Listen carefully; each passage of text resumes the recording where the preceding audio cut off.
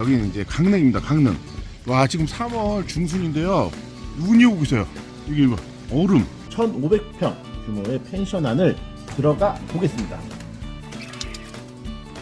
와, 일단 천정이 높고 깔끔하고 따뜻한 온기가 기분을 좋게 하는데요. 기존에 설치된 난로마스터 난로입니다. 왜 이 화목난로를 선택하신 거예요? 내가 이 난로 써보니까 너무 좋은 거예요. 120평을 얘가 커버해요. 겨울에도.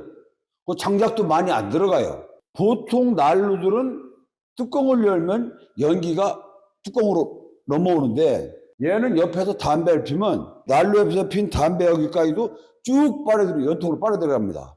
너무 성능이 좋아서 15명에서 20명 들어갈 수 있는 찜질방을 만들었어요. 여기는 이제 설치가 되어 있는 곳이고요. 난로가. 자, 저쪽에 작은 여기 보이시죠? 여기요. 설치를 하려고 이제 준비 중입니다. 찜질방을 만들기 위해 아주 특별한 화목난로를 주문 제작하셨다고 합니다. 요거는 이제 에어 커튼. 이게 특허나온 거예요, 이거는.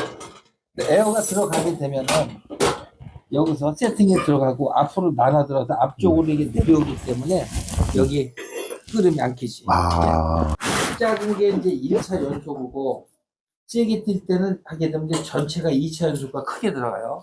요거는 3차 연속. 요거는 그래서 이렇게 돼서 닫고 열고 할 수 있게 돼 있어요. 요거는 4차 연속. 이렇게 돼요. 그래서 요거는 또 나가는 불연소된 연기를 또 태워버려요, 여기서. 그 맥반석을 갖다 올려놓고 수증기를 올라올 수 있게끔 맥반석 여기 들어갑니다.